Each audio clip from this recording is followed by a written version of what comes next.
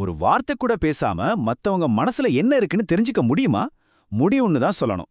இன்னைக்கு நாம மனுஷங்க ஒருத்தருக்கு ஒருத்தர் எப்படி கனெக்ட் ஆவறோங்கிற அந்த ரகசிய மொழிய பத்தி தான் பார்க்க போறோம். கொஞ்சம் யோசிச்சு பாருங்களேன். புதுசா ஒருத்தரை பாக்குறப்ப ஒரு 5 செகண்ட்லயே இவங்க நல்லவங்க இல்லனா இவங்க கிட்ட கொஞ்சம் ஜாக்கிரதையா இருக்கணும்னு மனசுக்குள்ள ஒரு தோணல் வரும்ல.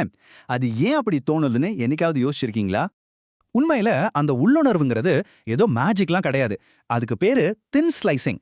உளவியலாளர்கள் இத ஒரு சூப்பர் பவர்னு சொல்றாங்க. சரி, இந்த சூப்பர் பவர் பத்தி இன்னும் கொஞ்சம் டீப்பா பார்க்கலாமா? நாம எப்படி இவ்ளோ வேகமா ஒருத்தரை பத்தி முடிவுக்கு வரோம்? அந்த மின்னல் வேக முடிவுகளுக்கு பின்னாடி என்ன அறிவியல் இருக்கு? அத முதல்ல பார்க்கலாம்.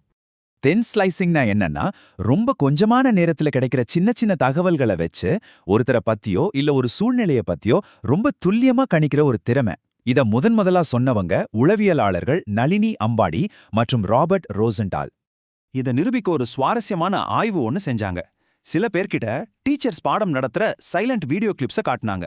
அந்த கிளிப்ஸ் வெறும் 2, 5, 10 செகண்ட் தான் இருந்துச்சு. ஆச்சரியம் என்னன்னா, அந்த 10 செகண்ட் வீடியோவை பார்த்தவங்க சொன்ன கருத்துக்களும் அந்த டீச்சர் கிட்ட ஒரு செமஸ்டர் முழுக்க படிச்ச ஸ்டூடெண்ட் சொன்ன கருத்துக்களும் ஏறக்குறைய ஒன்னாவே இருந்துச்சு. பாத்தீங்களா? நளினி அம்பாடி சொன்ன மாதிரி நம்மளோட ஒவ்வொரு சின்ன அசைவுலையும் நம்மள பத்தின ஏகப்பட்ட தகவல்கள் ஒளிஞ்சிருக்கு. சரி, இந்த தகவல்களை எல்லாம் நம்ம எப்படி புரிஞ்சுக்கிறோம்? அடுத்து நாம பார்க்க போறது வார்த்தைகளே இல்லாத ஒரு மௌன மொழிய பத்தி. இந்த மொழிதான் நம்ம மத்தவங்கள புரிஞ்சுக்கிறதுக்கு ரொம்பவே உதவுது. அந்த மௌன மொழி வேற ஒண்ணுமில்ல, நம்மளோட உடல் மொழி தான். அதாவது நம்ம முகப்பாவனைகள், சைகைகள், நாம நிக்கிற விதம், கண் பார்வை, ஏன் நம்ம குரலோட துணி கூட இதுல அடங்கும். சொல்லப்போனா நம்மளுக்கே தெரியாம நம்ம தினமும் இந்த மொழியை தான் பேசிட்டு இருக்கோம். உங்களுக்கு ஒரு விஷயம் தெரியுமா? ஆய்வுகள் என்ன சொல்லுதுன்னா, நாம வார்த்தைகளால சொல்றதை விட நம்மளோட உடல் மொழி மூலமா தான் அதிக விஷயங்களை கம்யூனிகேட் பண்றோமா. இந்த மௌன மொழியில ஒரு ரொம்ப சக்தி வாய்ந்த வார்த்தை இருக்கு. அது என்னன்னா, நமக்கும் மத்தவங்களுக்கும் நடுவுல இருக்கிற அந்த இடைவெளி. வாங்க அத பத்தி கொஞ்சம் பார்க்கலாம். ப்ராக்செமிக்ஸ் இது ஒரு அறிவியல். அதாவது நம்மள சுத்தி கண்ணுக்கு தெரியாம ஒரு பாதுகாப்பு வளையம் மாதிரி நாம ஒரு இடத்த மெயின்டைன் பண்ணுவோம் இல்லையா? அத பத்தி படிக்கிறது தான் இந்த ப்ராக்செமிக்ஸ். 1960கள்ல எட்வர்ட் டி ஹால்ங்கிற ஒரு மானுடவியலாளர் நாம பயன்படுத்துற இந்த இடைவெளிகளுக்கு சில எழுதப்படாத விதிகள் இருக்குன்னு சொன்னார். அத 4 வகையா பிரிச்சிருக்கார். இப்போ நீங்க பாக்குற மாதிரி அந்த 4 மண்டலங்கள் தான் நம்மளோட சமூக உறவுகள் எப்படி இருக்கணும்னு தீர்மானிக்குது. முதல்ல நெருக்கமான மண்டலம். இது நம்மளோட துணை, ரொம்ப நெருக்கமான நண்பர்கள், குடும்பத்தினர் இவங்களுக்கு மட்டும்தான். அடுத்து தனிப்பட்ட மண்டலம். இது நம்மளோட நல்ல நண்பர்களோட பேசி பழகிறதுக்கான சரியான தூரம். மூணாவதா இருக்கிறது சமூக மண்டலம். இது நமக்கு அறிமுகமானவங்க, கூட வேலை பார்க்கறவங்க கிட்ட பழகிறதுக்கு நாம பயன்படுத்துறது. கடைசியா பொது மண்டலம்.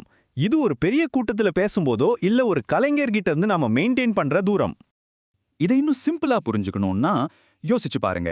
ஒரு பெரிய சர்ச்லயோ கோவில்லையோ நாம மெதுவா தான் பேசுவோம், ஒரு பெரிய இடைவெளி இருக்கிற மாதிரி உணர்வோம். ஆனா ஒரு சின்ன ரூம்ல பேசும்போது ரொம்ப நெருக்கமா உணர்வோம் இல்லையா? அதுதான் இது. இந்த மௌன மொழி நம்மளோட உறவுகளை மட்டும் தீர்மானிக்கிறது இல்ல, நாம வாழ்ற இந்த உலகத்தையே அது வடிவமைக்குது. அது எப்படின்னு பார்க்கலாமா? இதுக்கு பேர் தான் ஆந்த்ரோபோமெட்ரிக்ஸ். சிம்பிளா சொல்லணும்னா, நம்ம வாழ்ற இடங்கள், பயன்படுத்துற பொருட்கள் எல்லாமே நம்மளோட உடலமைப்புக்கு ஏத்த மாதிரி இருக்கணும். நாம அதுக்கேத்த மாதிரி மாற வேண்டியது இல்ல. இது ஏன் முக்கியம்னா, நம்ம வீட்டு கிச்சன்ல இருக்கிற மேடையோட உயரம் நம்ம உயரத்துக்கு ஏத்த மாதிரி இருக்கிறதுல இருந்து ஒரு ரெஸ்டாரண்ட்ல நம்ம வசதியா உட்கார இடம் ஒதுக்குற வரைக்கும் எல்லாமே இந்த அறிவியல் அடிப்படையா வச்சுதான் வடிவமைக்கப்படுது. மொத்தத்துல கட்டடங்களோ பொருட்களோ எதுவா இருந்தாலும் அது மனுஷங்களுக்கு ஏத்த மாதிரி தான் வடிவமைக்கப்படணும். நாம் அதுக்காக நம்மள மாத்திக்க கூடாது. கண்ணுக்கு தெரியாத இந்த விஷயங்கள் இப்போ உங்களுக்கு கொஞ்சம் விளங்கியிருக்கும்னு நம்புறோம். இது போல இன்னும் நிறைய விஷயங்களை எளிமையா தெரிஞ்சுக்க நீங்க எங்களோட சேரலாம். மறக்காம சப்ஸ்கிரைப் பண்ணுங்க. சரி, இந்த மறைக்கப்பட்ட மொழியை பத்தி இப்ப தெரிஞ்சுக்கிட்டீங்க. இனிமேல் நீங்க இந்த உலகத்தை பார்க்கற விதத்துல ஏதாவது மாற்றம் வருமா? கொஞ்சம் யோசிச்சு பாருங்க.